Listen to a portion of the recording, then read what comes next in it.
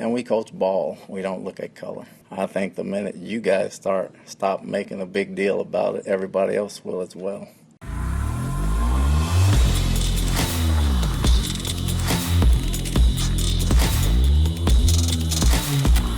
This video is brought to you by The Officer Tatum Store. The Officer Tatum Store. Get the merch link in the description section. Ladies and gentlemen, we are selling out of these hats. The flamest, most fire hat that I've ever developed. And it's real comfortable, man. This is flex fit. I mean, this is the greatest hat ever. We got the whiskey glasses back. We got all our new merch. We got women merch. We got it all. Go to The Officer Tatum Store and find something that you love. Put in discount code ADAM2030. That's a new one. Adam2030. Put in Adam2030. You'll get 20% off the entire store. Like and subscribe to the channel. Hit the bell so you get notifications anytime we go live and make a video. Make sure you still subscribe to this channel. Like this video. Comment on this video. Share this video. Let's get into this. Todd Bowles, he is the head coach. Oh, Bowles. He is the head coach of the Tampa Bay Buccaneers. He's a black guy. He replaced Aries. What's his name? Bruce Arians. I don't know these dudes' names. He replaced the head coach, Bruce Arians, for the Buccaneers, and now him and Mike Tomlin are playing each other, and they are actually making this out to be a big deal. I think nobody cares. In the football world, race doesn't matter. It's not like if your right tackle is a white guy, somehow you don't want to play for him. Shut up.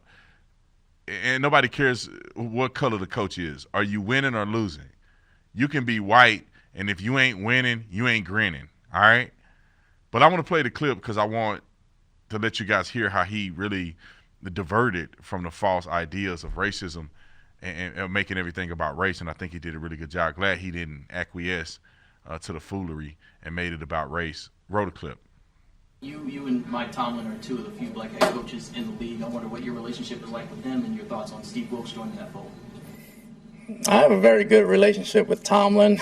We don't look at what color we are when we coach against each other. We just know each other. I have a lot of very good white friends that coach in this league as well, and I don't think it's a big deal as far as us coaching against each other. I think it's normal. Wilks got an opportunity to do a good job. Hopefully he does it. And we coach ball. We don't look at color.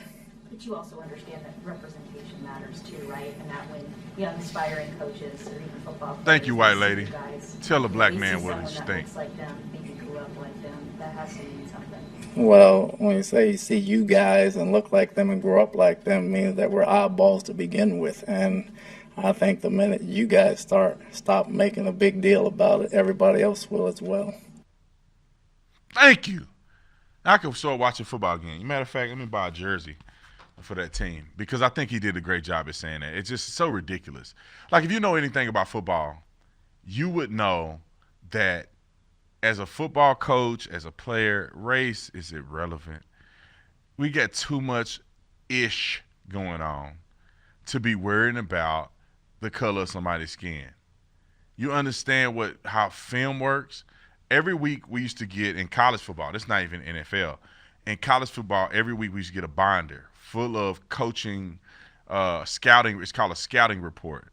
We look at what they typically run on first down, what they run on second down. When the back is away and three wide receivers are trips to the left, what plays do they normally run? What are the percentages? I mean, a binder full of these scouting review notes.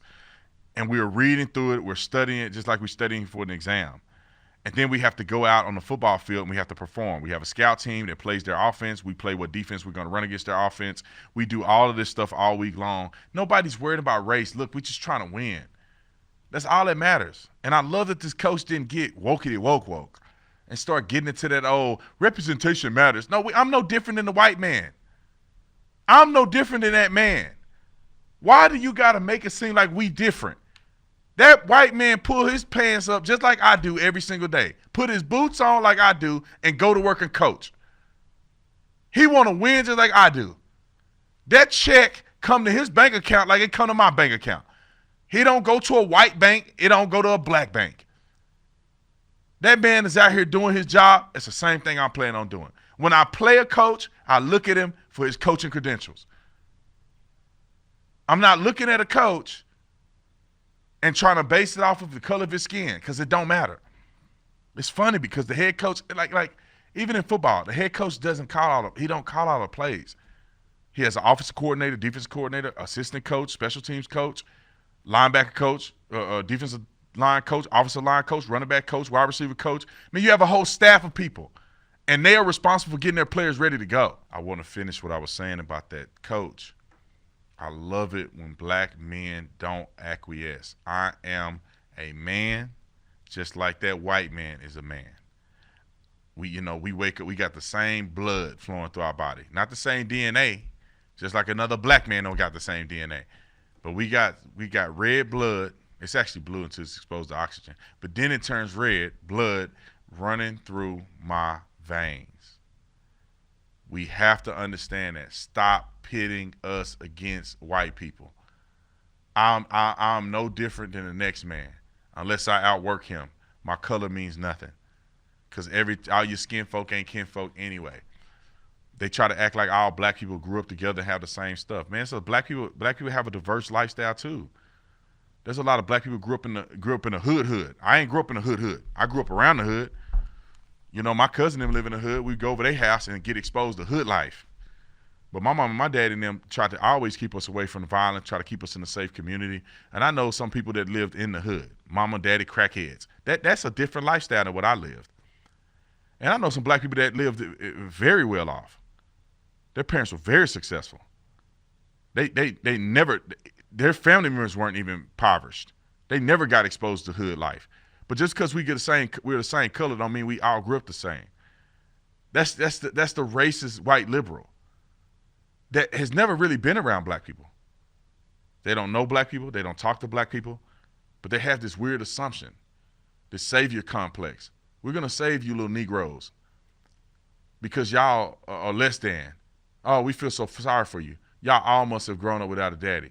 Come on, man.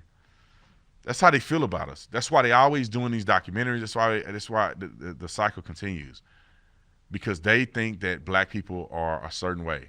They've never been to the neighborhoods. They've never been around black people. They are projecting what they think is true, and they're subjugating everybody else to that same mental health philosophy.